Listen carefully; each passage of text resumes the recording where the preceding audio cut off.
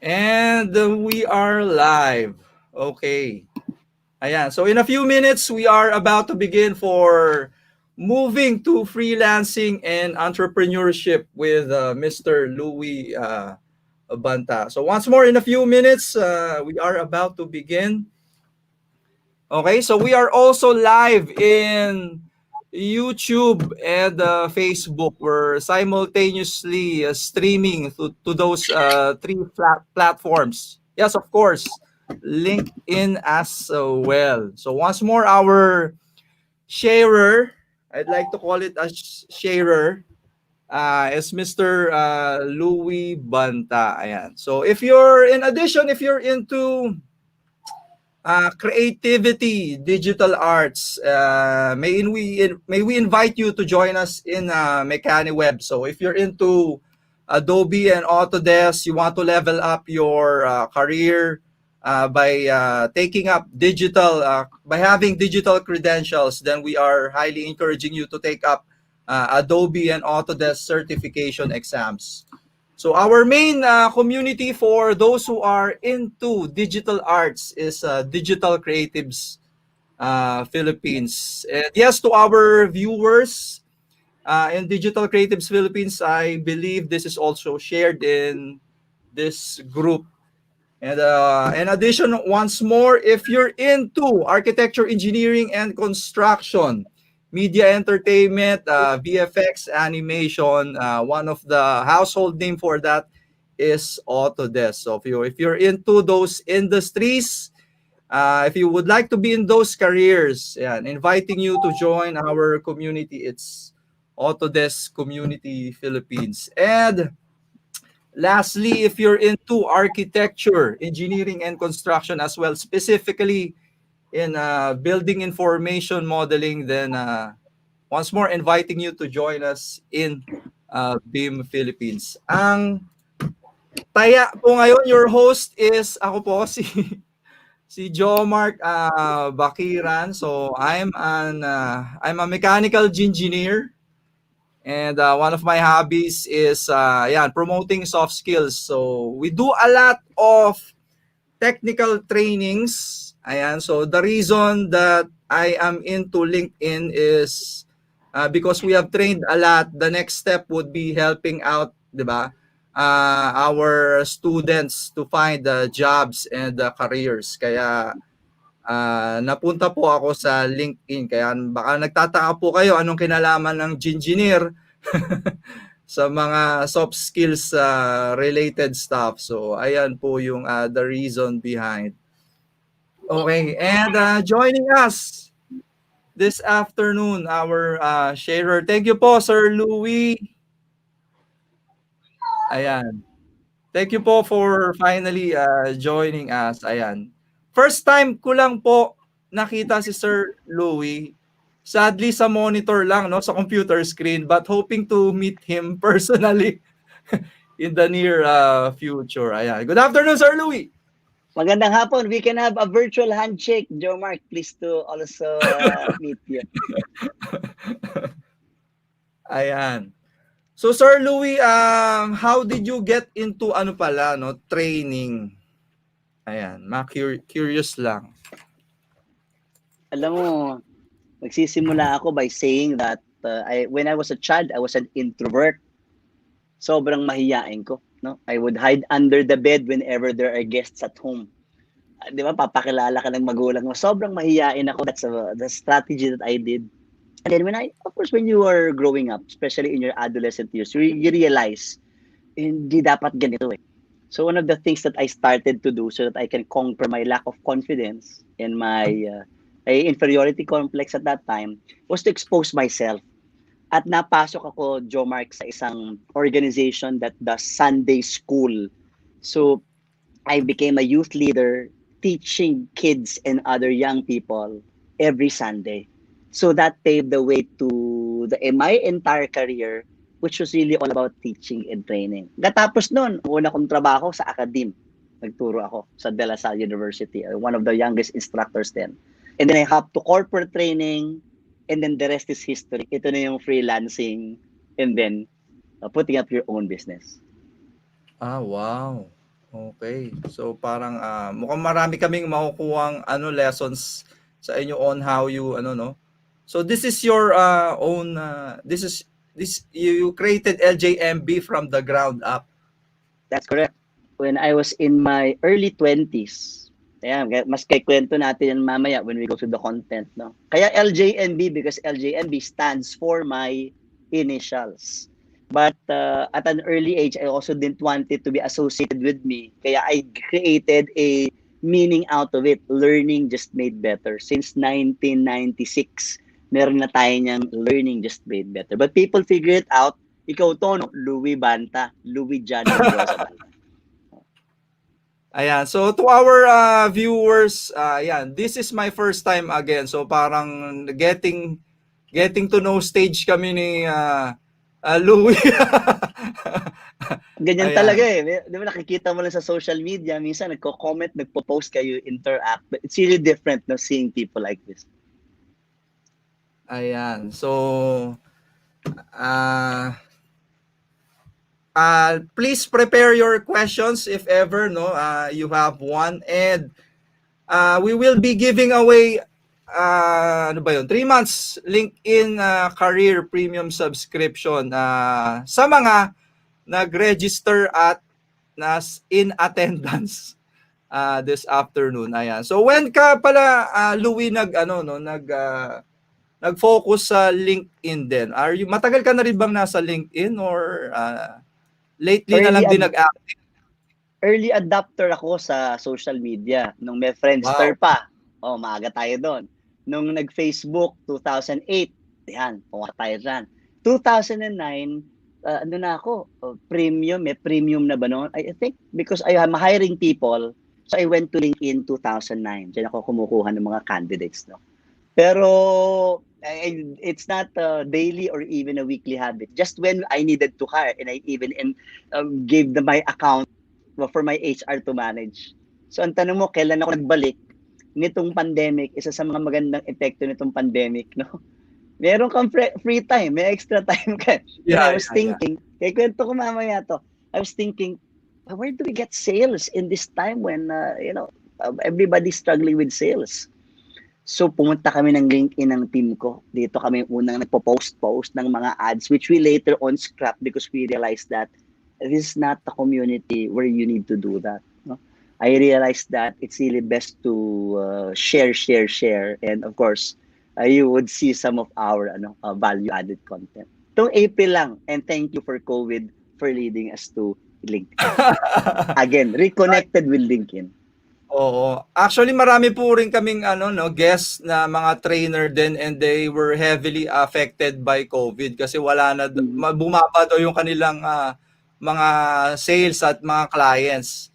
Sa with regards to LJMB, was it more of a blessing or a burden yung COVID? Nung una, grabing crisis talaga. It was a crisis in the company. Kasi ang business ng training sa Pilipinas in person eh.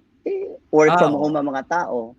Work from home. At saka kung sakaling pumapasok yung iba, how can you do training ng social distancing saka naka-PP ka? So, it's not a priority of companies. Nung dumating si COVID, ang priority ng mga kumpanya, health and safety.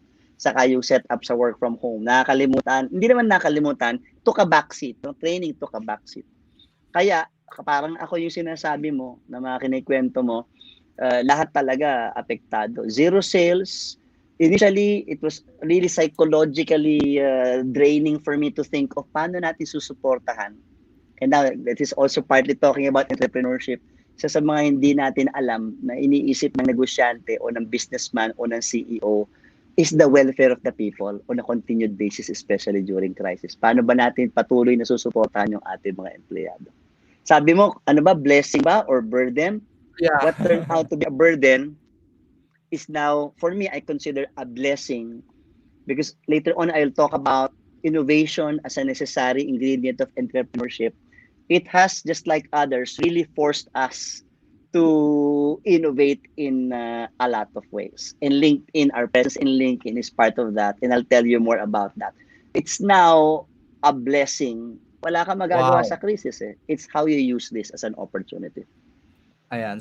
Kung ako naman ang tatanungin nyo din, Louie, sa amin din naging blessing din kasi we do training din for technical people naman, more on technical stuff, and we wanted to reach more people.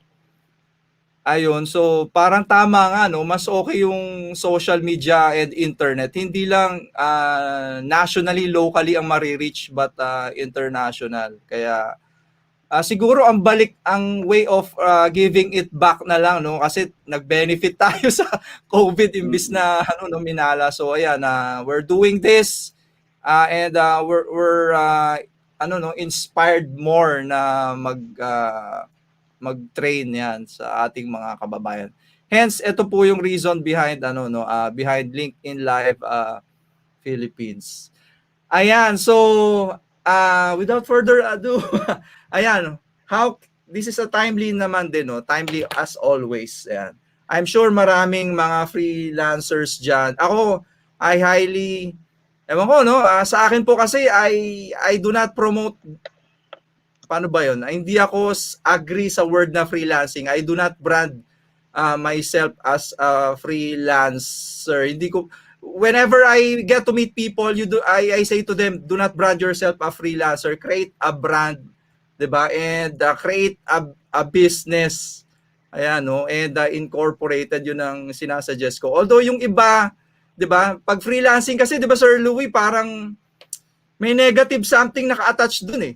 Meaning you're not legit, get to pay taxes. So natutunan ko po ng maaga din yun sa lola ko at ninang ko na kapareho mo na into training din. Kasi Jomarc, ang orientation kasi, especially ng Pilipino, di ba? Ang orientation natin, sasabihin ng mga magulang, mag-aral ka anak, tama? Mag-aral ka, magtapos ka ng 4-5 taon na kolehiyo so that when you graduate, your objective is to get a stable job, di ba? In a stable company, di ba? In a big company. And of course, the mindset, especially of the older generation, I'm a Gen X, no? Eh, ang mindset noon, especially ng mga baby boomer, you stay in one company, yes, all your life, di ba? And nagbago lahat yun, yung mga cultural values at norms na yun, at lalo-lalo na kaya boom na boom ang freelancing sa kabataan. Pero I also agree with you na while freelancing is the generic term, gagamitin natin yun kasi that's how people really use it. Ano? May negative connotation. Nakarinig niya ako minsan. Anong trabaho niya? Freelancer. No? Walang, in short, walang trabaho. Walang permanenteng trabaho. And I'll mention that later in the types of freelancers that we will discuss.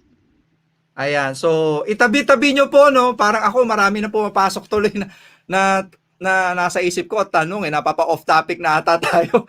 Anyways, ayan, please, if you have something, slides to share, you may now, Sige, we can start it. Oliver, please, let's share the slides. Please say yes if you can see my screen. Ayan. So, once more, thank you so much for joining us. Ayan, Sir Anthony, Ma'am Virginia, ayan, thank you po. And Miss Catherine Castro, Miss Janet. Ayan, so please, this is not ayan, this is not a conversation between me and Louie, ha. This is a conversation between all of us. So we're highly encouraging everyone to comment down below. Ayan. Ready na? Game na tayo. Let's go! Okay, thank you, Jomarc. Thank you, LinkedIn Meet Philippines. And we are live. Siyempre, trainer tayo. So, meron tayong mga pa-slide support. Di ba? Meron tayong prepared slides. But don't worry, this will not be, this should not be formal because we're talking about a topic that is very close to our hearts. And it's not just me who's the source of this. Actually, anybody who has had enough freelancing experience o yung may mga experience sa inyo na talaga magtayo ng negosyo, pwedeng mag-share dito. Yes. And sa mga hindi pa talaga nakakakilala, marami pa no na hindi nakakakilala sa atin. Louie Banta at your service in LJMB. The company name is LJMB, 4 letters. So that's what I represent. I founded this in 1996. I don't know what you were doing in 1996. Pero noong 1996 po, no? sa edad na 23 anyos. We'll talk about age later because some people think, no, is age a factor in freelancing and putting up a business? Sa edad na 23 anyos, sabi ko, may free time ako. Eh, I have free time. I'm employed full time. I have free time. How can I make use of my skills? May mga lumapit sa akin projects. Yan ang tawag dati, projects. Eh, ko-convert natin sa ano sa colloquial term racket, di ba? Sabi ko, Side gig. dapat may brand natin, Jomarc, no? So sabi ko, LJMB, Louie John Mendoza Banta, but I don't want to be known with just my name. I called it Learning Just Made Better. So it took a while. It took 9 years, if you notice, from 1996 for me to register this as a business. Okay? Kaya ang topic natin, freelancing, nung nag-freelance tayo, tapos magta-transition tayo from freelancing to corporate, only in 2005 did I formally register it. Kaya freelancing to entrepreneurship. Okay? And sa mga first time nakakita sa akin, hindi po si Ogie Alcacid ang nakikita nyo. Yun nga, yun din. My family, sabi, yung pamilya ko sir, nakita, ay, si Ogie kasi nalupit mo, na-invite mo yan. Oh, di ba? Nakaka-peke, di ba? No? And on a side note, total na pag-usapan, alam niyo ba dati, when I was still working as a consultant in another company, sabi sa akin ng driver, no, Sir, tawag ka, Sir Ogie, magtulog-tulugan ka dyan sa backseat. We were driven from one place to another. Nagtulog-tulugan naman ako. Yung pala, Jomarc, nahuli ng police, no? Coding, no? So, ginamit na excuse, no? Si Sir Ogie, no? Magko-concert, so wag mo akong hulihin. Well, going back to my famous, famous introduction to a group who has never known me yet. I've been called, you look like Ogie Alcacid, Louie Banta po at your service. You can see the number of years that I have been exposed in this field. I've been speaking for close to 3 decades. And because of that, nag-eksperimento. Yung experimentation, importante yun mamaya sa pag-uusapan natin. No? And proud to have serviced more than 300 companies in the 28 years of experience. No? At sa next slide, papakita pa natin yung ating global footprint dyan. Some statistics na, I'd like to start with this because right now, Jomarc, ito yung nakikita ng tao eh. Diba? Siyempre, katulad ng sinabi mo, mapapawaw ka, no? Of course, it's just a 15-year-old company. We are a small, medium business in the Philippines. But those numbers of serving 22 industries in 9 countries across 4 continents, mapapawaw ka. Pero, ang purpose ko dito is what you see is the result now of the accumulation of 28 years of hard work. Yun yung karamihan hindi nakikita. What is behind the scenes when you are starting as a freelancer and now when you start to put up your own business. Okay? And this is my 28-year journey in my career, 15 years spent putting up this company, putting it up and growing it. And just like other entrepreneurs, Jomarc, wala ka namang plano na I will put up a company that will last for 15 years. Walang ganon sa una, no? Walang ganon. No? All you have is a passion, a skill set, especially for freelancers who have hopped to entrepreneurship, and then you figure it out as you go along. Right? And again, this is my own experience. You may agree, you may disagree, but because I have experienced it, I have basis to say that this worked for me. And it might work for others. Inspire ko kayo, kaya nyo rin. Baka pareho tayo ng career path o baka pareho tayo ng challenges na may encounter. Oli, sige, pakita mo na yung next natin. Types of freelancers. I'm conscious of the time because I know that we may need to attend to some questions. Dito muna tayo sa types of freelancers. Sabi nga ni Jomarc, yung freelancer is a generic term. Okay? And for those of you who know the history of the word freelance, it came from the root word lance in the medieval days. Medieval times, knights in shining armor. Yung mga knights, alam nyo na, katulad ng knights ni King Arthur, they are affiliated with a certain kingdom. They have pledged their loyalty to a certain kingdom. Okay?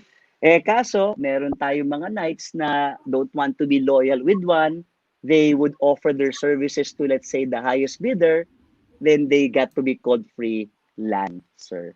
The lance symbolizing kung ano yung skill set mo o kung ano yung resource mo that can really make money for you. Okay? And napapanahon because ito nga ang panahon ng crisis. Okay? And as we always say, kahit i-google nyo, tingnan nyo, in times of crisis, business opportunities are right. So 2 tao lang yan, Jomarc. Yung isang makakakita ng business opportunity, yung isa will get stuck and paralyzed by what's happening around us. So, sa mga nakikinig na mga freelancers na o yung balak mag-freelance or balak mag-entrepreneur, kaya lang you may be constrained with your employment, nakatali ka, natatakot ka, no? Ito ang 5 klase ng freelancers. May kwento din ako dyan kasi dumaan din ako sa 3 dyan. Okay? I'll start with number 2. Nagsimula akong side hustler. Yan, side hustler. And side hustler means that you have full-time work, but kaya nga side hustler, you will be open to accepting opportunities on the side. So pagkatapos ng 8 to 5 mo or on your weekends, you have an additional source of income. Okay? And of course, pag freelance, ang iniisip natin dito, ang resource mo is really yourself. You have a skill, you have a talent that you offer as a service. So, nung 1990s, ako yung nagsimula sa academe. I'll show you some pictures of that later. Sa academe, marami kang oras. Kasi you don't teach 40 hours a week. Marami kang oras. Yung free time mo, nagle-lesson planning ka, and then may mga lalapit sa'yo na related projects. Nagsimula sa pa-research, nagsimula sa mga training because you're teaching as well, no? So you realize, pwede pala, kaya pala. It augments, no, the income that you get in full-time employment. So I started as a side hustler. Yan. Tapos, patuloy tayo. Kailangan lang sa side hustler, you have to check 2 things. Just one major thing there is you should not be violating any, you should not have a conflict of interest. Importante yan, no? So kung ikaw ay may full-time employment, please check your contract, go to your HR, pwede ba or bawal? Kung bawal, wag. Yes, kasi mas maganda yung legal, no? Yung walang mahabol sa iyo, no? And you know, in a lot of organizations, depending on the kind of freelancing that you do. Okay? Ang mahirap yung freelancing mo is really directly related to the kind of work that you're doing kasi it can present a conflict of interest. Yung iba naman mga terms and conditions na napapag-usapan. Okay? Napapag-usapan. Alam niyo, nagkaroon ako ng client for, it was already LJMB. I have LJMB already. They took me in as a consultant. They want to make me full-time. Okay? They want me to lead and head a group. But I said, I have my business. I have LJMB. So they said, but we need you here. I said, put it in the contract. So tip dun sa mga ibang mga nagfi-freelance sa atin o yung mga merong mga consulting business to make sure that if you prefer side hustling, it is really, you're protected and your company is also protected on this one. Though nung nasa academe tayo, mag-accept tayo ng mga projects, napunta ako sa corporate setting, nagkataon din sa corporate setting, it was allowed for a time, so we were able to do that. In some of the companies that I joined, bawal, nasa HR handbook, so stop muna yung ating training practice. No? And eventually, when I left a consulting company in 2004, sobrang napagod tayo, yung pala, mapapagod din ako dito, di ba? Sa LDMB. I did not plan to put up a company when I resigned from my previous employer, my employer in 2004. My goal is to rest. I want to rest. Imagine it was November when I resigned, magpapasko, no? Bilang na bilang ko yung pera ko, no? Pero I was looking forward to really rest. And I was hoping that I can easily get a job. Wala tayong fallback job nun, no? And yung ating savings was already dwindling. I just spent the Christmas season. Pagpasok ng January, OMG. Yes, So I went back to freelancing. This time as an independent contractor. Independent contractor. Wala na. You're not no longer employed. You will now offer your services to others. And in a span of 7 months, when companies are now requesting for official receipts. Okay? Yan. Ako, Di ba? mahalaga yan.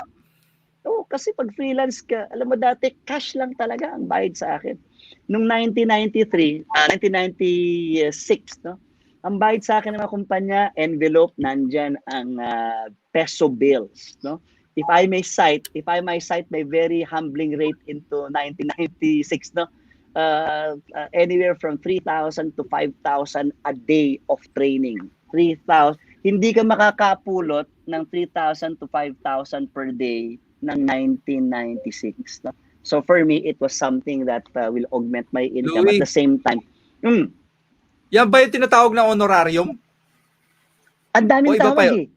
Oo nga eh. Honorarium, PF, no? Depende sa ang honorarium kasi usually ginagamit sa sa non-profit or sa educational system, no? Yung corporate ang tawag nila ay professional fees. And I know that there could be some tax implications on the use of those terms, no? So, nung 2005, during that period before I put up LJMB, independent contractor tayo. Okay? We are known as, call Louie Banta if you need training services. Okay? While I push LJMB as a brand, it is not a business entity at that time. Kaso, dumating yung August, I was really forced to queue in the municipality, City Hall of Bacoor. Ako'y taga Cavite. So, yung pagkaka-register na yon ng DTI name na Learning Just Made Better was the start of my entrepreneurial journey. I did not become a diversified worker and a temporary worker. Ano yung diversified worker? Kombinasyon. Meron ka ng ang dami mong mga ini-entertain na part-time and projects. Si temporary worker, ito yung kung gustong magtrabaho, hahanap ng project. Yes. And kung gustong mag-travel or kung gusto ng personal time, free time, would also block off certain months. I'm not doing anything at this point. Okay? Of course, you can read this in other sources, but relating what I did, ako'y naging side hustler and then naging independent contractor before I started putting up the seeds of my business. Nagsimula yan sa nag-expand ka, naghingi ng resibo, nagpa-register ka, DTI muna, BIR, and then you have increasing requests from clients, you needed more people, hindi ka pa naman makapag-hire, so nagsasubcontract ka until such time that I was able to hire people full-time. Okay? So yan ang initial journey natin, ang overview ng ating journey sa freelancing. Ngayon, the bulk of the discussion that I'd like to share with you will be in this 6 tips. Okay? 6 guiding principles. No? Malilito kayo kasi ginamit ko yung freelancing kanina, tapos ngayon entrepreneurs. Huwag kayong malito dahil sa journey ko, I started as a freelancer and then ended up as an entrepreneur. Pinaka-tip ko sa inyo, if you're in freelancing right now, you may look at it as an interim thing. Yung in-between ba, Jomarc, no? Wala akong trabaho, hirap eh. I'm out of job. I don't have any good opportunity. Mag-freelancing muna ako. It may start that way. Pero now, having gone through my journey, you may want to look at your freelancing experience as the start of your own business empire. O, gamitin natin yung business empire in the future. No? May mga freelancers na nagtatayo ng team, nagre-register, and it grows. Meron din naman, Jomarc, nung pagwala ng projects, at ito ang mahirap sa mga sinasabi ng mga freelancer, wala ng project eh, babalik na lang ako sa employment. Corporate world, yes. May mga ganyan, nagugulat ako, nag-declare na, I'm now a freelance consultant, and then later on, maralaman ko na bumalik na sa corporate training or corporate HR, no? And they will say, hirap kumuha ng projects. You know, if we have listeners here who are young, yan, yung ating mga millennials, no? Yung mga Gen Ys natin, Swerte nyo kasi ang dami na ngayong mga freelancing websites or websites for freelancers. Ang dami na, organized na ngayon ang pagbibigay ng trabaho sa mga freelancer. Imagine mo, Jomarc, dati wala namang ganyan. Wala naman yung mga sites na yan. Yes, Di ba? yes. Ikaw talaga ang hahanap, yung contacts mo at saka network mo. So, it's also a reason why a lot of people are saying in the chat room, this topic is very relevant, dahil nandyan na ang trabaho. Nag-iintay na lang sa atin ang trabaho. Creatives ka, nasa finance ka, nasa ano pa pwede, nasa data entry ka, what else, sa virtual assistant ka, training professional ka, recruiter ka. Wow, and even in this pandemic, the companies that I would speak to would say that work, no, except for non-essential services, but essentially work increased. Kaya, lika na, gawin na natin to, no?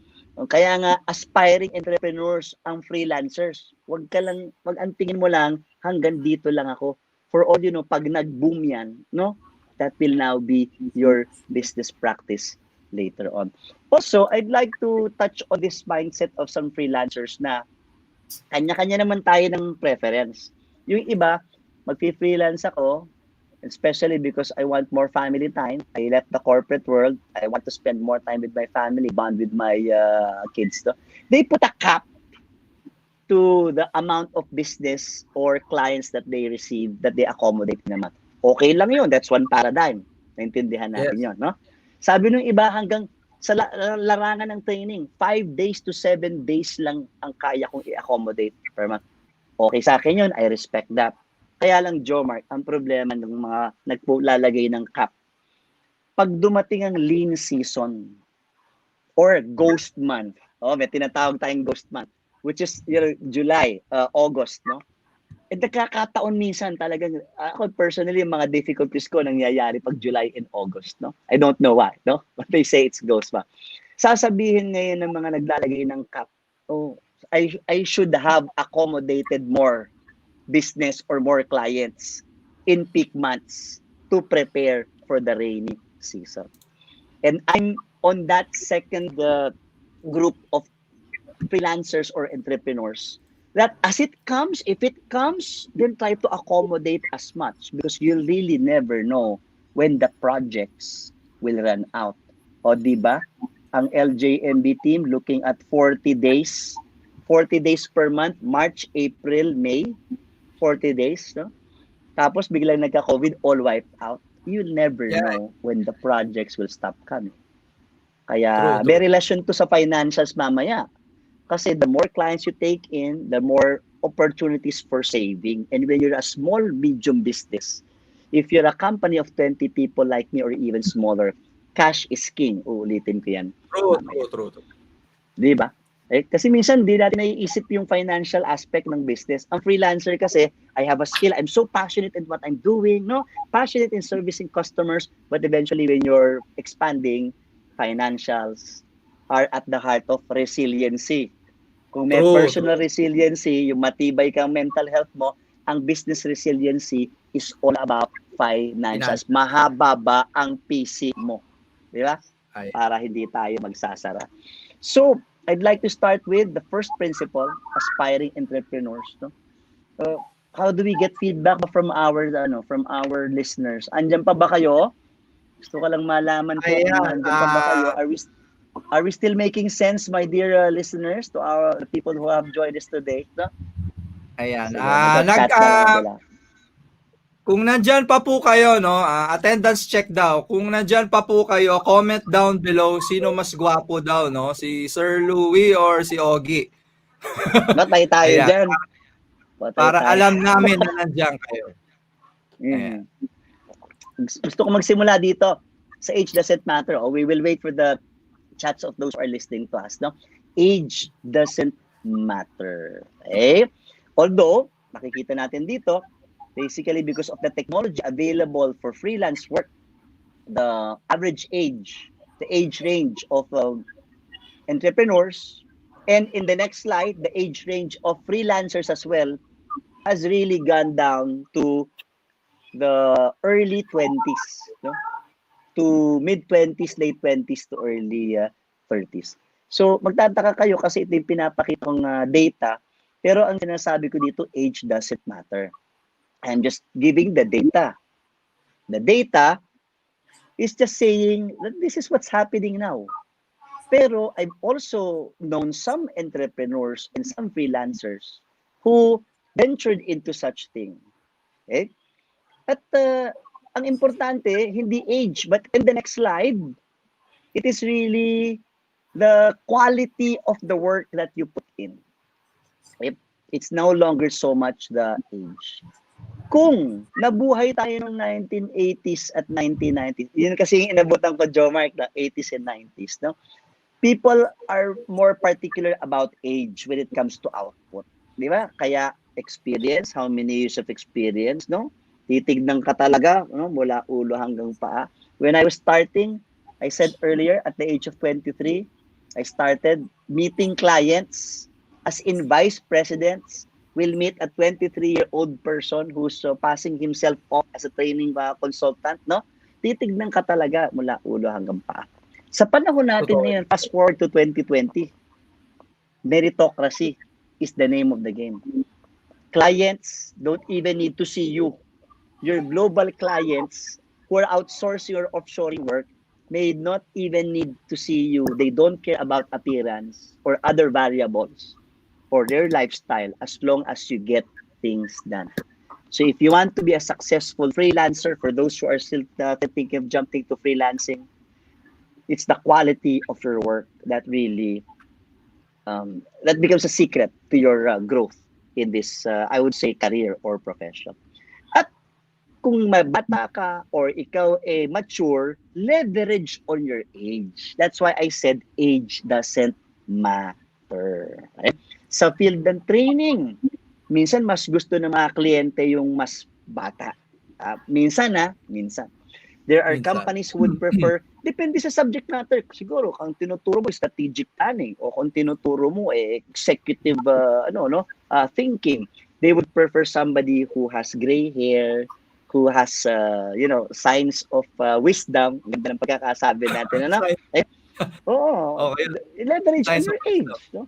Mamimili ka ng kliyente at mamimili ka ng services na bagay talaga dun sa branding mo, and branding includes age and experience. Kung bata ka naman, kasi marami ding tumatalon sa freelancing na bata, as we see also on the last slide, you would need to leverage on your creativity, you will need to leverage on your tech savvy, you will need to leverage on your adaptability and agility. Not saying that the older or younger generation doesn't have the characteristics of the other. Sinasabi lang natin dito, mas kilala ang mga veterans or mature sa wisdom and experience, mas kilala ang bata sa agility, adaptability, being in touch with what's happening around, no? And using technology. Okay? O, ayan, sabi ng aking support sa slide 2 na raw ako. Okay? Slide 2. We took off age as a factor. So, is it too late for me to jump into this game? No. Because in our world today, it's the quality of work.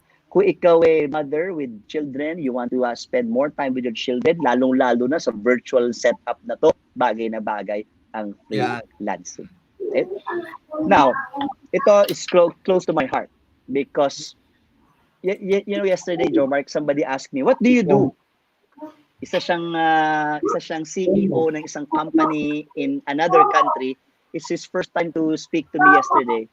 And he asked me, what do you do? Are you a trainer? Are you a motivational speaker? Are you a consultant? Ang pinakasagot ko dun, Jomarc, I solve problems of organizations. So I'd like freelancers. We have a service, you have a talent, but make sure that you go beyond the task. That's the key message here on this slide. Go beyond the task assigned you and think of yourself as solving a problem for the client. Kaya delikado talaga pag ang interest mo sa freelancing or entrepreneurship ay kumita ng pera. Pag ang objective mo ay ayokong magpatali sa kumpanya, no? I want to earn more. It can start there, but hindi siya sustainable if you really want to grow later on. So, ang mindset dapat natin, ano ba ang sinusolve na problem ng kliyente? Anong pinapagawa niya sa'yo? Ad, pinapagawa niya sa'yo marketing collateral. Ano sinasolve ng problem? Sales, sinasolve yung problem. Branding, correct? Kung may pinapagawa, virtual assistant siya. Virtual assistant ang role mo. Anong sinasolve mong problem? You're making things easy for somebody who's miles away, who might be doing a lot of things. So sa training, dahil training consulting ang field ko, I would look at each inquiry that is given to us as we are solving a problem. Kaya nga, proud din ako dito sa ginawa ng team ko, no? Nung wala kami ng sales ng March, temporarily, we went into webinars and virtual classes. At the snap of a finger, when I said, magwe-webinar tayo, have not done a webinar in my entire life, nanonood na lang ako ng Netflix 2 weeks after the lockdown. I was so depressed. I was asking, may savings ako, mauubos ang savings ko supporting my team of 20. I need to do something. And then all of a sudden, came webinars. And we did not even notice it. Naka 100 webinars na kami come June. We're so proud of this one. I believe that among the local training providers, we are one with the most, if not with the most number of training. Tapos, yung solution yan eh. Alam niyo yung introducing something, a lot of your companies don't even know how to proceed with their learning and development initiatives right now. Kaya nga, na-zero tayo sa training, Jomarc, di ba? So in a way, showing the way to go, showing this future that's happening right now is also convincing the client. Kaya ang dami nating mga kliyenteng napabalik. Uy, pwede pala. Uubra pala tong virtual training, virtual presentations, no? So a lot of our clients already went back. What are those manuals down below? Eh, sabi ko, training consultant ako. Pero sabi ko rin, I solve problems. So when companies ask us for, can you also do this? Can you also do this? Because we have a problem with this one. And more often than not, it's related to training. Tinrain mo kami, Louie, pero papaano pag wala ka na? What manual? What scripts? What systems can we now pass on to our people in the next 12 months, 2 years? So we create something for them. So additional service pa. Now touching on entrepreneurship, ideas, innovation could come from a want to solve problems of our clients. Nagkikreate tayo ng mga manuals, customer service manual, training scripts, no, policies and handbooks, and scripts for salespeople. The point is, do not limit yourself on what you've been doing before because you'll never know. Ang maganda sa freelancing, okay lang ba, Jomar? Excited lang ako, no? Passionate lang ako mag-share, no? Maganda sa freelancing, wala kang masyadong limits. Yes, because the client will really give you such freedom as long as you deliver quality of work and work that adheres to specs. May specs at parameters yan. Pero maganda sa freelancing, hindi ka masyadong tali sa mga constraints na meron ang isang full-time employee sa isang kumpanya. Kaya focus on solving problems and injecting new ideas that clients will say, wow, we did not even think of that. And that is now an investment in your long-term relationship with the client. Sige, next tayo. Oli, daanan natin to. Ito, I'm belaboring the point here. Stick to your passion and strengths. And if you notice, pinagsabay ko yung 2 and 3. Hulaan nyo kung nasan ako dyan sa picture. Okay? So I said I started in the academe. At the age of 19, I was teaching psychology subjects in De La Salle University. That's my history. My teachers, even before graduation, nag-student assistant kasi ako sa psychology department. So before I even marched for graduation, I was already teaching. 19-year-old. My students are just the same age. Passion talaga natin ang pagtuturo. Coming from that Sunday school. Okay? And now, yung passion mo, hindi mo mawawala yan eh. Kailangan lang i-refuel yan. Combine natin siya sa where you are strong at. Okay? And let me cite another friend or recent connection in LinkedIn, si Ian Santos. No? Si Ian Santos, meron siyang napakagandang post dito na ikigai. A Japanese concept. There's an American concept, similar concept yung hedgehog, ang tawag ni Jim Collins dyan. No?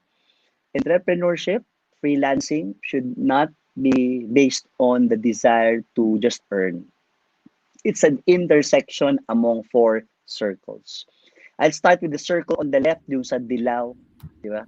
It's a Yung Venn saan ka diagram. magaling, di ba? Saan ka magaling? Tapos tama ka, Jomarc, mag-overlap siya. The more overlap, the higher the overlap across these four, the better and more fulfilled you are in what you're doing. So una-una, saan ka magaling? Yun yung strength mo. Nandun sa taas, yung pinkish circle dyan, saan ka strong? Okay? What do you really love? That's your passion. Okay? The intersection of where you are good at, magaling ka doon, at saka gustong-gusto mong gawin, that is your passion. But those two others, solving problems and adding value, now completes the entire picture. So if you're good at, for example, I realize I'm good at speaking and training at an early age. I developed the confidence to do this at an early age. And I love it. I will thrive. You can make me talk all day. You can just, throw me at any audience as long as I know the topic. I had some prep work. And that's the message that the world needs. At ang pinakamaganda dito, good at ka na, love mo pa, nakakatulong ka pa, no, you're addressing a problem, you're serving others, and ito yung maganda, ito yung rings of it, you get paid for it, Jomarc. You get paid for it. Yun ang pinakamasarap. Diba? Nakakatulong ka na, kumikita ka pa. Kaya marami tayong mga trainers na siguro nakikinig. No? Ang sarap ng buhay ng trainer kasi nakakatulong ka na. You give knowledge and skills. At the same time, hindi mo naman gagawin ng training kung hindi mo love eh. Ang hirap kayo magsalita ng ilang oras. Tapos may prep work ka pa. At makaka-encounter ka pa ng mga challenging participants. At ang maganda sa trainer, Jomarc, just like other freelancers, no? The more you do it, the more you get good at it. Yes? Siyempre, practice yun. Principle of practice yun. Yung 10,000 hours per principle ni Malcolm Gladwell, di ba? Kaya, ang sinasabi ko, ang galing kasi, Jomarc, every day na nagsasalita ako tulad nito, nagpa-practice ako. So the more I get good at what I'm doing. Yes? Regardless of the audience. Maganda dun yung letter green. Ay, yung circle na green. Green na green. The color of money. Tama? Wow. Ang saya mo kasi nakakatulong ka. Ang saya mo kasi ginagawa mo yung love na love mo. Tapos nag-e-enhance pa yung skills mo. Ting! It provides food. It provides food on the table. So, sa mga freelancers natin nakikinig, o yung mga entrepreneurs natin na nandyan, ano? Meron ba kayo niyan? Maganda bang overlap niyan? Because the staying power in business or in being a freelancer is in these four. Okay? I know a lot of people, we have heard of a lot of stories. And ito, meron akong maganda example. Meron akong isang employee, no? Meron akong isang employee, ang linya niya ay finance, no? Just recently, in this pandemic, I allowed my employees to put up their own businesses in this pandemic to augment their income. And recently, she told us, my love po talaga, ang love ko po talaga ay pagluluto. Finance, pero love niya ay pagluluto. Who am I to get in the way? Yes? And she now has a business. She now has papromote ko. Julie's Kitchen ang pangalan ng kanyang business. Yung kita mo yun. Di ba? Kaya, so much has been said about the important role of passion and then knowing your strengths. I'll just recap everything in one phrase. Self-awareness. What do you really want? What do you value? Your self-awareness. At saka si Coach VB, nakikinig siya, si Coach Virginia Bautista. Branding coach ko yan eh. I was refreshed on the importance of self-awareness in personal branding. Sige, pakita natin yung number 4, Oli. Yung next natin. Okay? So may self-awareness ka. At an early age, Jomarc, maybe because I started really early exposing myself to the public. As I said, I was an adolescent, I was a teen, I was already speaking to hundreds of young people. Nag-World Youth Day noong 1993, no? Speaking to thousands of people. And then it helped me. I know my strength and that ikigai, no? The 4 circles were really overlapping. Yung money part, hindi ko pa masyadong ramdam noon, no? Hindi ko, pero it's additional for me. I made the leap and took the plunge. So, hindi kailangan ng talagang matinding business plan. Maganda kung meron ka. But in my case, sabi ko nga sa inyo, it's necessity. Well, dwindling savings na ako, wala pa akong trabaho. I left that company hurriedly because I wanted to rest. And then the requests coming in, the customers came in. Wow.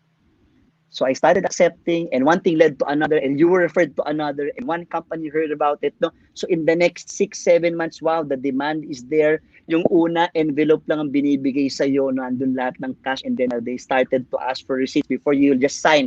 Dati pipirma ka lang ang ng acknowledgement receipt. So we registered with DTI.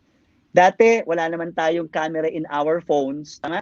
Kaya hindi tayo makapag-picture. So that is one of my early selfies. So actually, it's not a selfie. Somebody took a photo of it, no? In 2005, 2006, when I was starting with LJMB. So, make the leap, take the plunge. 1, 2, 3, importante yung tatlong prerequisites. Tapos, lakas lang talaga ng loob. And then you learn from your mistakes along the way. No? I featured Nicole Golyoso in our podcast. And Nicole, I told her I will share her story. Is an HR manager in Macan, a famous, it's a global icon in their industry. At sa panahon ng crisis din na to, sa pag-usapan ng podcast namin, she established a business yellow baker bag. Kung ako training, siya baking. Anong talent mo, anong skills mo, self-awareness, what do you love doing? And then those are her lessons. Galing sa LinkedIn din to, those are her lessons in entrepreneurship. Okay? Oli, pakita natin yung susunod na slide. And this is just a show of so many people right now in this time who have put up something. I know of 2 people, they both own travel agencies, but because of this pandemic, travel is zero, so they shifted their attention on what they love doing. Karamihan nga lang sa pagluluto or food, no? One of my friends is into oils, essential oils, no? And finally utilized online delivery for their products. One of my friends, you might be listening, si Jean Marnelli, put up Creso Solutions, which is also in the area of HR and training. Take a look at that. Crisis really has that other face of opportunity.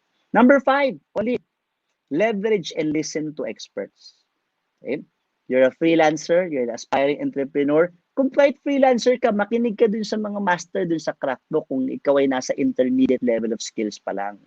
Okay? Do not just be an island on your own. Benchmark, continue studying, ask your fellow freelancers how do they deal with certain situations in client management at technical skills na rin. Okay? Sa akin, ang natutunan ko is to listen to clients. My clients are experts in what they do. And the good thing, Jomarc, sa mga batang freelancer dito, sa mga nagsisimula sa entrepreneurship, you will always have to start somewhere. You will always have to start somewhere. You will have to start with 0 clients. So when somebody asks you, who are your clients? You're my first client. Okay? But of course, there should be a way of saying it so that you can get that passage. Somebody will trust you for something. Okay? And sometimes you just have to be honest on that one. Because you're bringing naman with you a set of skill sets. You're not starting with 0. So listen to clients. Let's go to number 6. Ito, marami tayong sasabihin dito. These are photos of my team in LJNB. I told you we had 20 people. We had the 200 square meter office in Makati. Kaya nag-invest tayo ng matindi dyan. Gusto natin ng mala coffee shop ang dating. No? Open space, collaborative space. Biglang nag-COVID. So I'll tell you later how I converted that office space into a studio. Now, we no longer do this. But one of the a set of lessons that I'd like to share is a combination of focus on people and business. Ito yung 5 na gusto kong i-share sa inyo. Okay? Think and act long-term. Long-term. Diba? Freelancing should not just be in between jobs. Dati, siguro yung older generation, yan ang kanilang mindset. While waiting for the next job, freelance muna ako. Pero ngayon, dahil sa younger generation, mas matapang, mas assertive, they believe in their skills, no? It's very easy for them to learn. Ang daming DIY dyan, ano? So, I'm sure that they're looking at freelancing as a long-term and stable career. And when I say think and act long-term, wag lang makontento sa projects na binibigay sa'yo. Papunta ka dun sa website, no? Tapos titingin ka ng mga projects. Jump from freelancing to expanding your practice entrepreneurship. Diyan tayo nagsimula eh. Dati, Louie Banta lang, clients are requesting for more. I started outsourcing to others under the brand. Sabi ko, pag part-time, minsan mahirap makontrol ang standards. So I started hiring people. Okay? Which now segues beautifully to number 2. When you start hiring people and your practice is based on service or skills, hindi product, no? You have to have a standard brand of service. And that's where team culture is really important. Okay? Mag-expand ka eh. Mag-hire ka ng tao. Eh kaso, ang mga entrepreneurs natin, early in their businesses, have a tendency to hire kakilala, friends, family. Kasi trust basis eh. Okay? And of course, you may not have enough money to at that time to really hire people who bring in skills. So, okay na to, tuturuan na lang natin. That can be the mindset. Sa HR, dalawa naman lagi ang model eh. You buy the talent, you buy a ready talent with all the skills, mahal, or you buy somebody, you get somebody, you hire somebody, tuturuan pa. You have to invest in the development of the person. So, number 2 is about, ano ba muna ang team culture na gusto mo sa iyong negosyo? And dahil ikaw ang owner, ikaw ang entrepreneur, as we always say, the leader dictates it. Alam mo kung ano yung work habits at values mo, dapat maging klaro yun sa team early on. As early as day 1 ng onboarding mo ng mga bagong empleyado mo, kahit ina-outsourcean mo lang. Okay? Usually yan, di ba? When you start as an entrepreneur, you're the only one. You call yourself CEO of a one-person company, but you outsource a lot of your work. Even the people that you outsource it to should also be aligned with your standards and values as an entrepreneur. I'd say HR is key because team culture, ako yung naniniwala talaga sa team culture. Di ba? Jomarc, tingnan mo, I have trainers who will represent me in front of clients. If we do not act the same way, if we do not deliver the same way, if we do not deal with the client the same way, then ka makakarinig. Kasi serbisyo to eh. Diyan ka makakarinig na, ay, mas gusto namin si, di ba? Disconnect. Alam ko. Oo. Di ba? Nakakaroon ngayon ng preference. At ang problema sa yung preference na yon, we prefer to speak to or deal with, it's not good for business in the long run. Hindi kasi siya produkto na pwede kang mag-manufacture ng 1,000 copies or units of something and it will operate the same way. Eh kaso, yung mga nag-freelancer ng finance, creatives, VA or training in my case or HR recruitment, nag-expand ka. Tapos yung team culture, hindi mo na-establish early on. Kaya HR, kung ikaw ay entrepreneur, pay attention to HR. From hiring, making sure that you really get the right people. And let me make a controversial statement. If you do not get the right people at the onset, fire early. I know it's a strong statement. Fire early. Of course, fire the right way. Yes, fire the right way. Document, coach the person, make use of the 6-month probationary period. No? And may pinost ako sa LinkedIn recently na nilet go natin sa team. Nagpasalamat pa sa akin. No? Nagpasalamat pa sa akin after several years. Alam mo, sabi sa akin, Jomarc, no? Sir, thank you for releasing me. We did not have a happy ending. Sabi ko, okay, you're giving me chocolates, pumunta rito, nag-abroad pala, no?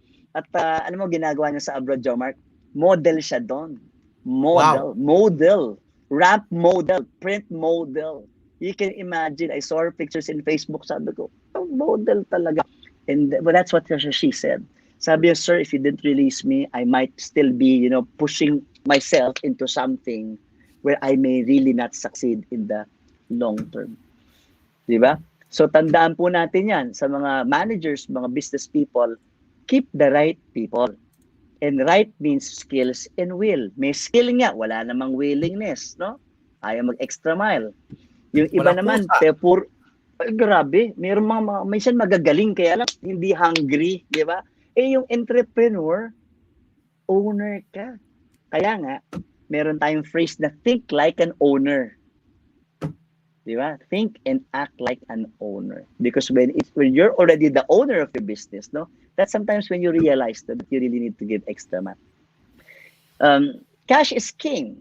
By the way, going back to HR, sa aking experience ng 15 years sa LJNB, marami ka talagang klaseng taong makakahalog dito. Mapepeke ka sa interview process. Mapepeke ka sa screening and hiring. I'm using that strong statement, but just to spice up the conversation.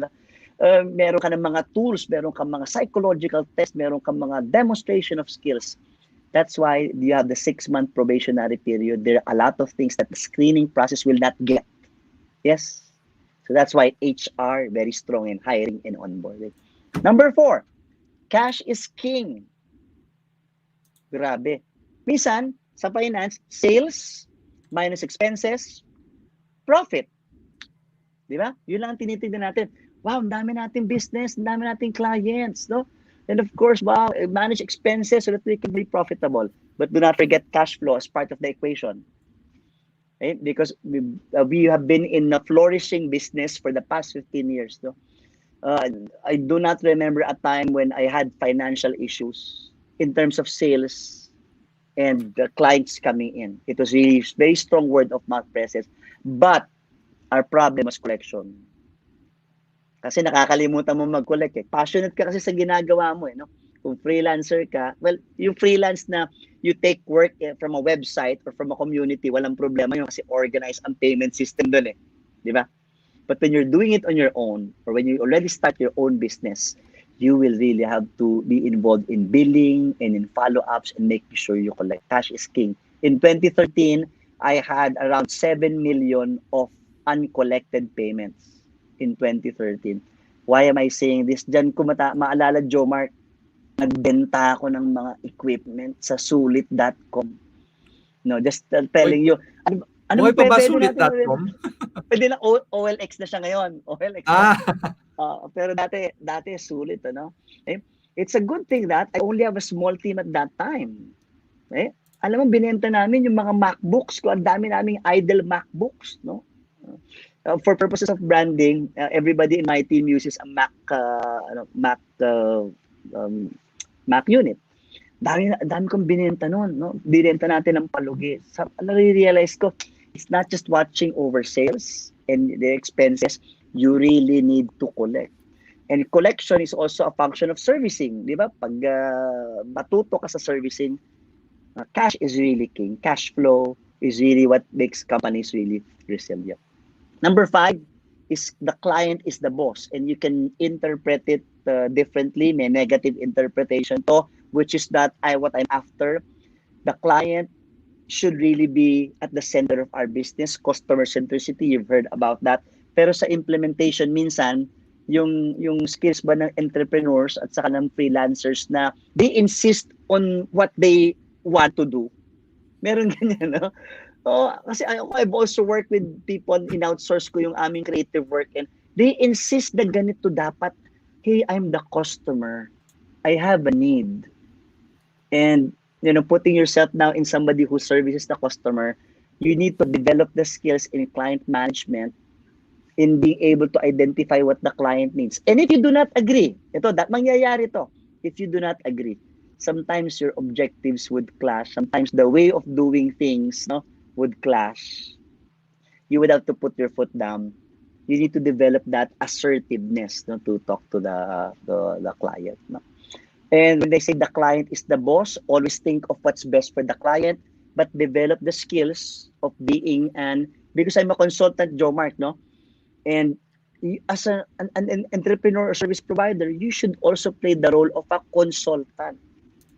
Nagko-consult sila sa'yo. Tama? Kahit na sila ang boss, ikaw yung tinatanong. Dapat ikaw ay advisor.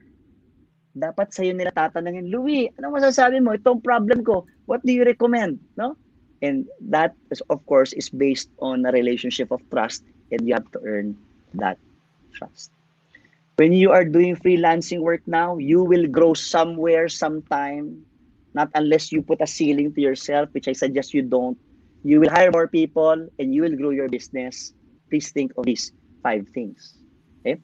Now, I will extend. I know I have extended 6 more minutes, Jomar. Pwede ba? Daanan lang natin itong Okay mga lang, susunod okay na, natin okay mga lang. slides. No? Ito, isang slide lang to. No? As again, based on my experience, no, not from any book. I really wanted it to be based on my experience, building the brand, expanding your network.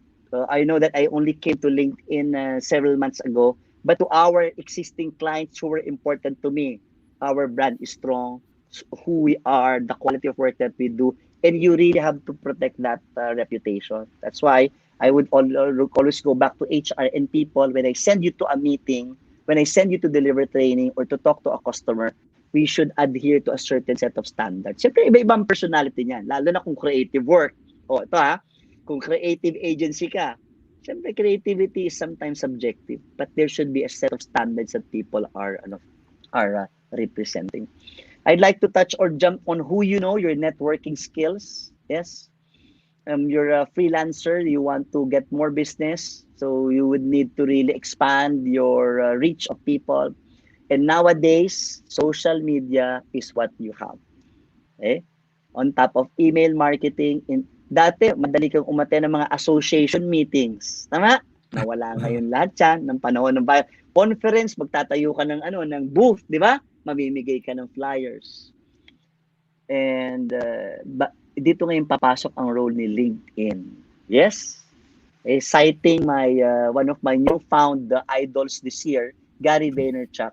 If you service business to business and you don't have strong presence in LinkedIn, that made an impact on me. You need to have a strong presence on LinkedIn. But of course, it depends on what you post, no, and what you share. And for those for guidance on that, marami tayong mga branding coaches dyan. Coach VB, alam ko nakikinig ka dyan.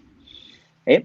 So ending my sharing with experience of LJMB. O, tingnan niyo yung title nito, I faced zero sales during this lockdown. And this last part of what I'd like to share as an entrepreneur is innovation.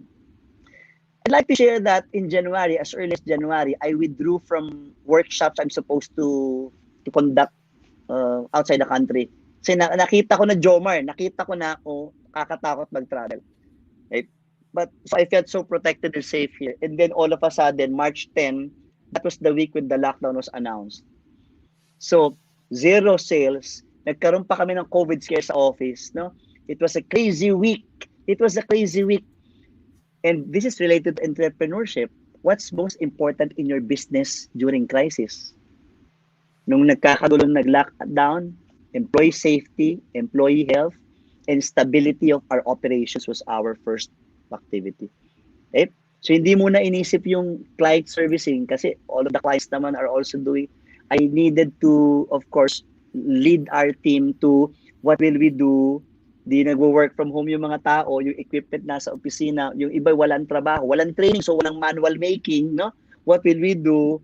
So we did a lot of repurposing of people. And then we also announced our cost reduction measures. Because we are ending with entrepreneurship. And that word, sabi nila, entrepreneur, okay, is coming from the French word, no? Enter, which means enter an opportunity. Ang root word ng entrepreneurship ay to enter or seize an opportunity. So, I did not know the solution, March, zero revenue. Okay? And then, just a simple, wala pa ako sa LinkedIn ng Jomarc, so forgive me, sa Facebook ako nagtanong Sa Facebook ako nagtanong. Simple lang yung survey ko sa Facebook, no? And the problem is we can't proceed with our old business model. It's just the delivery platform that needs to do change. It was met with a lot of response. It boosts our confidence. The following week, after 4 days, nagwe-webinar na ako. Nagpapa-webinar na ako So a lesson in entrepreneurship, it also tests your willpower. People are looking up to you. People who do not know how to respond to this crisis, no? At siguro iniisip ko nga in the next crisis, leaders know better because we would learn from our lessons in this crisis. Yung unang set ng webinars na binigay namin dyan, which now led to a lot more topics. Okay?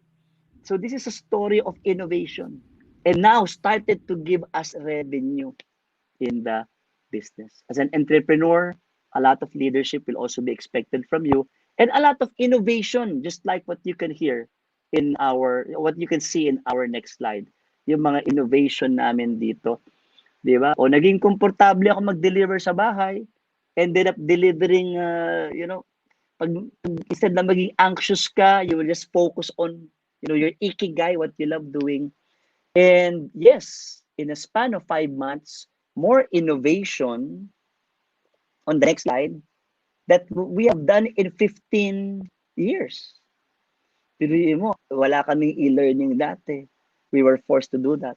We created an online learning platform. I am now in YouTube. And with the inspiration of others, no? Lalo na si Jen Kahukom, nag-guest tayo dyan, nandiyan si Jen, Yes, nakikinig, no? Jen. Sabi ko, we need to move to podcasting. Yes. So this is my story. No? What is yours? What is your version? And as I wrap this up, we need to do something, respond to opportunities. We need to find ways, find options, no? And our teams are looking at us, no, for direction. This is where team culture will again be important. Okay? If you can just go back to the previous slide, Oli, yung team culture, how agile, how adaptable our people are. Because if there's right fit in values and in mindset in your team, as you grow your team, hindi ka mahihirapang mag-change direction, mag-pivot. Di ba? Sa panahon ng crisis. So, I compressed my 28 years of experience highlighting on freelancing and entrepreneurship. Also compressed the 15 years of LJMB, giving you highlights of how you can also be successful in your own way, in your own right. So, ano pang iniintay natin, my dear friends? Ano pang iniintay natin? Di ba? So, take the leap. Of course, it's a calculated leap going back to self-awareness. Okay? And I introduced this here. Just want to share, Jomarc, that the master class that we will also run in the upcoming months helps trainers really become good at designing and developing and leading virtual classes. Tapos yung preview ko sa inyo sa araw na to, in a conversational way, I will even flesh that out in a masterclass on starting and sustaining your own consulting business. So, hope to see you there. But for now, pag-isipan mo, baka ready ka na. Just take the leap. Thank you, Jomarc and LinkedIn Meet Philippines. Ayan, thank you so much, Louie. Kung nandyan pa po kayo, please comment down #LJMB kung nandyan pa kayo. Comment down #LJMB para alam namin, timestamp kung sino yung mga nandyan pa rin at umattend at yung mga ayan. Please, it's Q&A portion time. Waiting to hear your thoughts, your comments, your questions. At dahil may konting delay at check ko lang din, no, yung mga nag-register kasi we will be raffling out some career LinkedIn premium subscription. Ayan, so pakibuhos na po yung comments. Habang ako ay nagtitingin kung may nag-register, iwanan ko muna kayo ng mabilisang para ano ba to video na to. Ayan. Ano ba makita yung mga comments?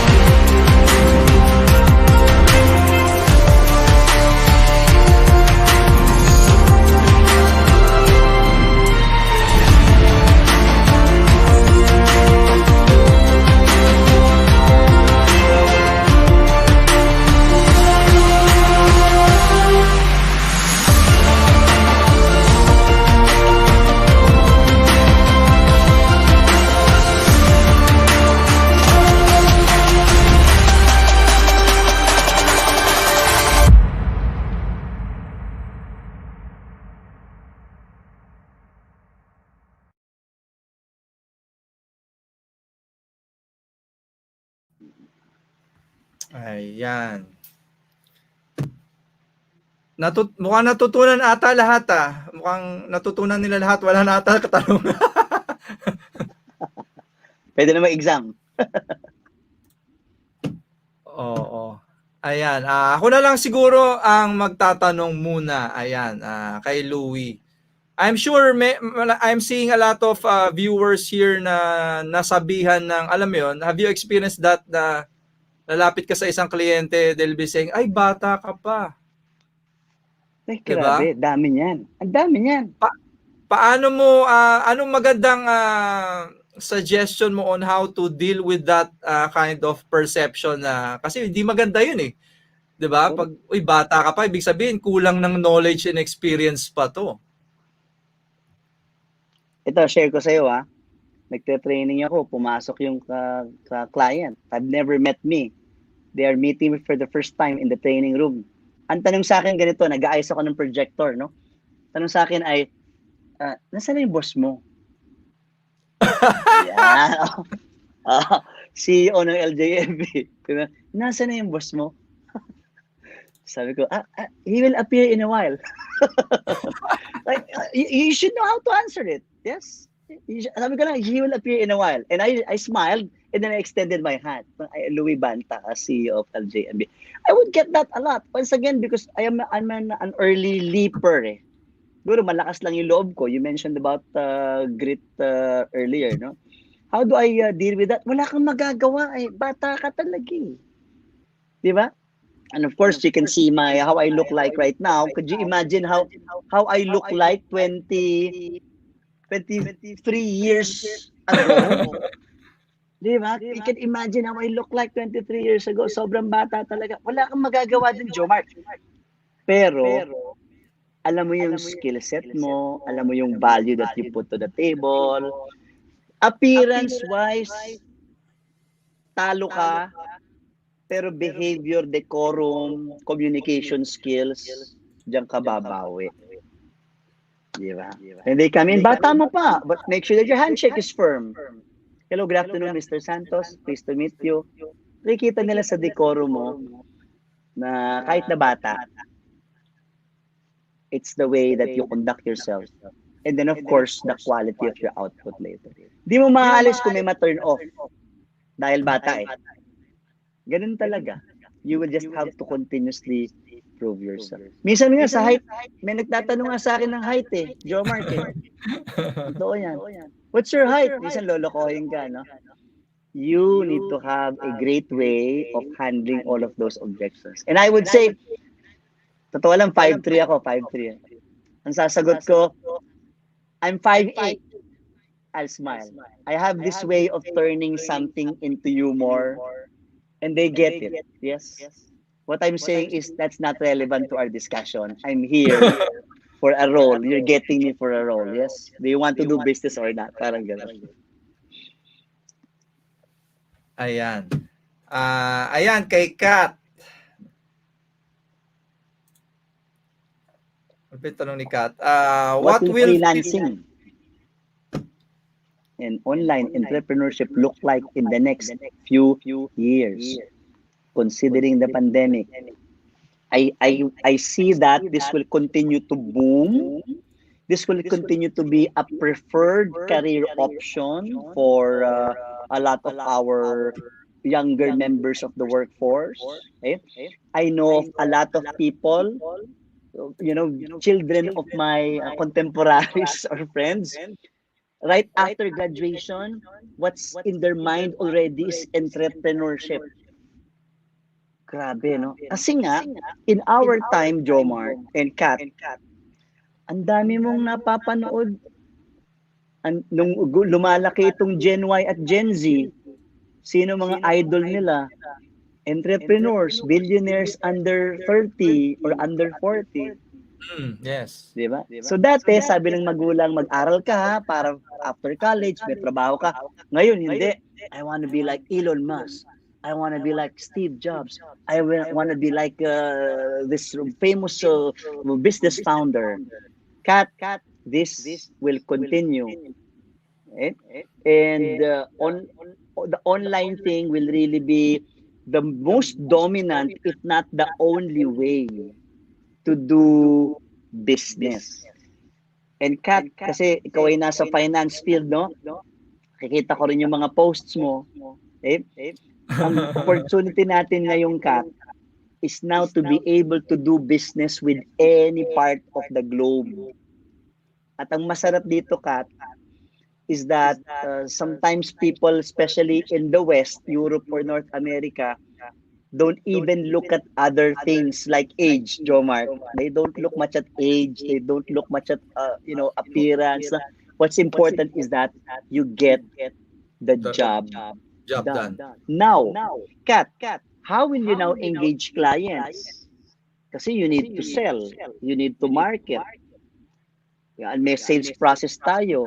Paano mo i-engage ang client ngayon in this virtual setup? And I like what you're doing. I know that you're providing some coaching, tama? As a door, as a foot in the door. So just continue that. We have to be strong. Going back to your question, we have to be strong. Master this online client engagement. Okay? Because before they even engage you, who you in the first place, diba? Who are you in the first place? Ayan. Another question. Sa mga gustong, I'm sure, yung mga freelancer dyan, ano suggestion mo, Louie? Ano ba ako agad? Mag-apply ba agad ako ng single prop, DTI? When will that be? Ano yung parang sweet time or moment na dapat na mag-BIR, mag-DTI? Okay. Two options. It's not a hard answer. Two options is kung hindi ka pa sure, nandun ka pa sa process ng self-awareness, magdoon ka muna sa independent contractor, accepting projects. But please be aware that your projects might be limited because clients don't want to engage you because you don't have a registered business entity. Okay lang yun kasi ayaw mo pa mag full scale. Gusto mo pa to test the waters. You're building enough confidence on yourself. Ito yung approach, Jomarc and LinkedIn community na ano mo na, sabi nga, fire bullets first before you fire a cannonball. Parang test it, experiment. If this is for you, good. So you don't lose much. Yes? Pero dun sa iba naman talagang, hindi, talagang dream ko maging entrepreneur. Okay? Sa akin nga, iniisip ko, I could have easily registered a name before. That's one of the things that I could do differently.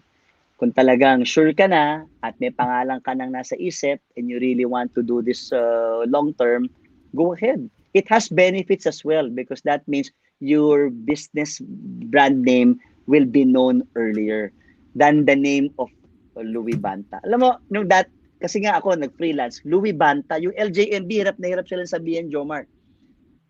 Si Louie Banta yan. Ano no?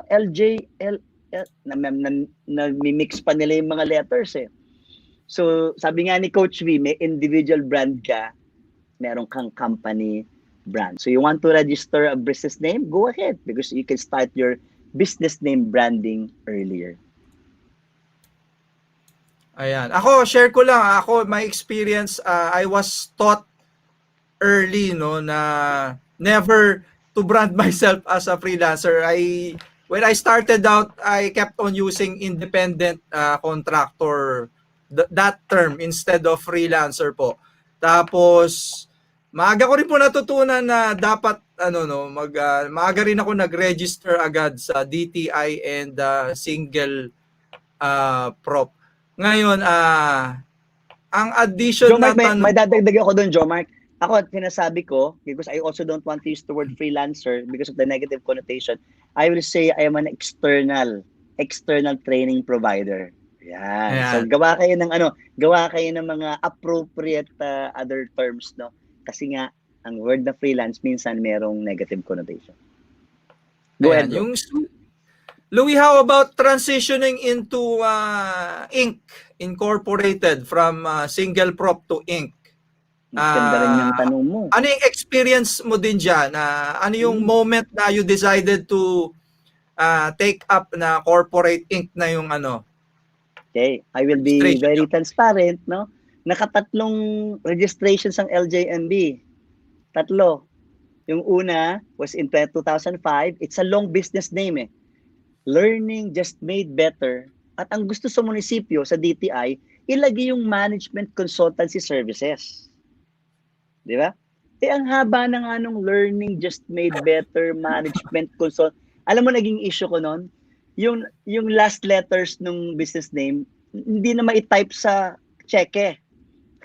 So we would collect checks na hindi kompleto yung pangalan. Tama? So, sabi ko, problema. So, that was a practical reason why we needed to, ginawa ko na lang LJMB, Management Consultancy Services. And then over time, when we were expanding, Jomarc, I did not anticipate the growth of the business. Diba? Dati, nagpa 5 to 7 days lang ako a month. Happy na ako. It's more than enough. As I mentioned, now, before the pandemic, we would do 40, 45 days in a month. Imagine that. And I said the responsibility of the business to its customers should now be accompanied by a change of branding. Di ba? Kasi nga, ang perception, pag ink, di ba? You should be in a better capacity to service bigger and global clients. That's the motivation to now incorporate. And just 5 years ago, we became Learning Just Made Better, Inc. So, ang ganda ng tanong mo, nag-management consultancy services ang pangalan, pinaikli ko because of that practical consideration regarding checks. And I said, Inc. na tayo kasi malaki na ang kliyente natin, global na tayo. And you know that Inc. really carries that connotation, ready, capable of servicing big companies. Oo, tama. So, sa experience ko, parang ganun din. Nag-ink din ako, Sir Louie, nung nakakakuha na kami ng malalaking clients. Kasi meron palang mga point na i-check sa SEC kung magkano ka ba. Kasi makikita doon kung magkano yung investment mo, kaya mo bang i-deliver yan na gamit yung certain capital. So, ayun, nag-invento rin ako ng numero doon para masabi na may pambangga ako. Kaya kong imit yung mga milyones na kahit wala tayo milyones pa. Can I just add, Jomarc, on that final question? Ano? This is regarding legal exposure.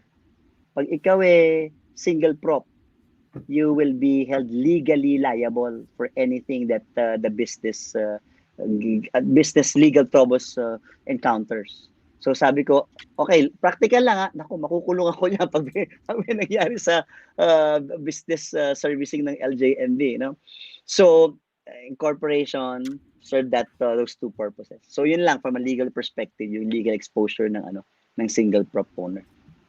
Ayan. Marami rin akong natutunan dyan. Actually, meron nga lesson na naman. Parang may penalty ata kami sa BIR parating ngayon. Kasi naka-maintain pa rin ako, Louie, ng Sir Louie, ng single prop. Louie na lang. Oo. Parang magka-age lang tayo. Naka-maintain pa rin tayo ng single prop at ink. Kaya ayun, ako. Mahalaga nga yan. Ayun. And before we end, ayan. Ito lang pala yung nag-register. May may tanong muna. Teka lang, last tanong.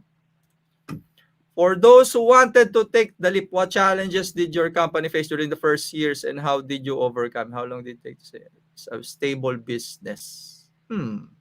I would say that we are more lucky. I'm talking about similar or in the training consulting business na kasi yun po yung experience natin.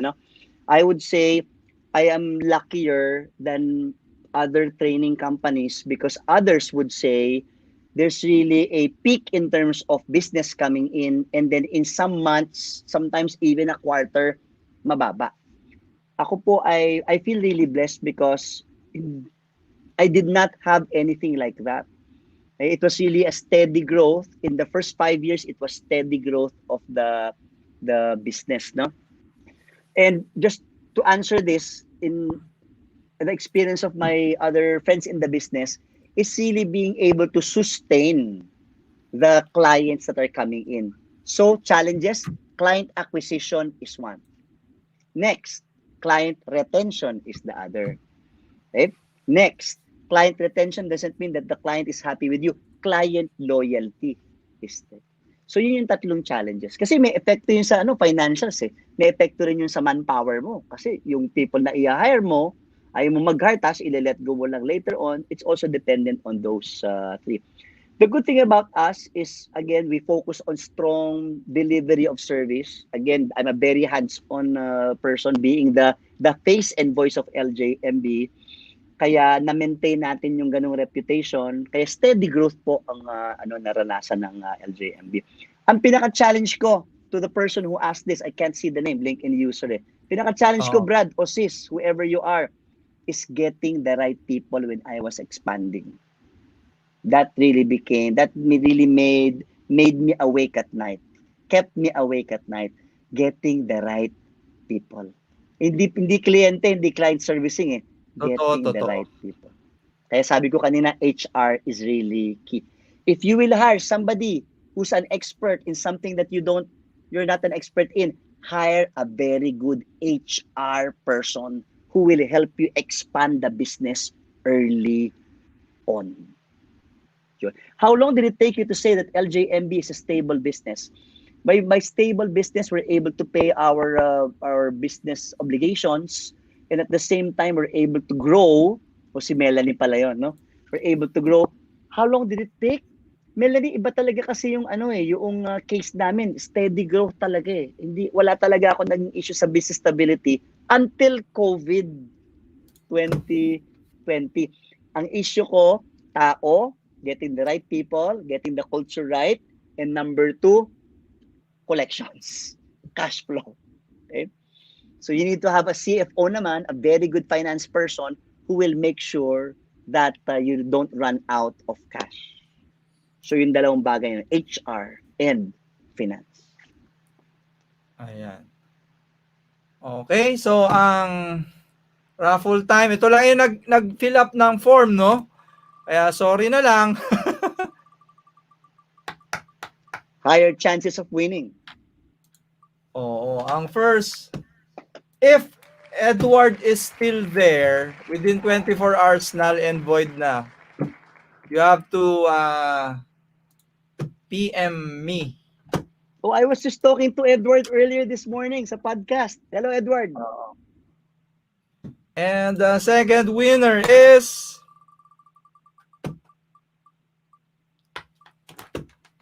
ayan, Ria.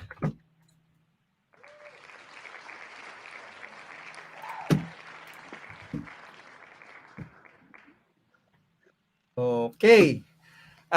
Shall we call in Ollie, or who from your team, Louie, can share yung calendar nyo? Calendar of activities. Oli, can you flash our slides for our master classes and upcoming public offerings? Although we mostly do in-house training. Pakita mo lang yon, Oli, tapos basahin mo lang with your booming voice. Okay? Yes. Unmute. Ayan, unmuting your mic now. Ako na lang, may background noise yata si Oli. Sige, ako na lang, Oli. No? Sige. Inviting you all in our September 2020. Oliver, yan. Inviting you all to our September 2020 public offerings. Bihira po kaming mag-public offering because most of our, if not all of our businesses, we're really busy with in-house. But we just wanted to share as well relevant courses, train the virtual trainer, and of course, a continuation, an expanded version with case studies of starting and sustaining your own consulting business. At this point, Jomarc, magsi-50 anyos na tayo. Feeling ko gusto kong ibigay yung ating nalalaman sa pag-put up ng consulting business in practice to the next generation of consultants, whatever your field may be. Ayan. Oh, ayan. It's Nice been a pleasure to be here. Huh? Okay. So once more, if you know someone or you yourself has a message, has an advocacy to share, ini-invite po namin kayo to be our next sharers to our next round of LinkedIn Philippines Live. So once more, kung may kakilala po kayo at kayo din po mismo ay may message or advocacy, inviting you to be our next sharer. At sana makatulong po yung platform namin na to for you to elevate your brand or ayan, anything na sana makatulong. Okay? So once more, thank you Louie and the rest of your awesome team. Ayan, and hoping to pwede ba kaming makaulit daw ulit? Walang problema. Basta makakatulong tayo. And for the viewers, send me a message in LinkedIn. Ask me all of your questions on transitioning from freelance to entrepreneurship. Please send me a message. Give me a lead time to reply. Ayan. So, once more, thank you so much for joining us this afternoon, and di pa ako sure kung sino yung next sharer natin, pero baka ata si Miss Wanda. Ayan. Ay, panoorin natin yan. Si Miss Wanda Kaluping. Ayan, ulit-ulit daw. Okay. Shout out ayan. Coach VB. Coach V, hello. And to our friends Raymond, Victorino, si Janet Kahukom nandito din. Maraming salamat. Jomarc, thank you ulit Sa ulitin, sabi mo. Yes. Ayun. Thank you so much, Aliza. Ayan, sino ba? Rain, Ollie, Louie. Bye-bye. See you again. Talk to you in LinkedIn.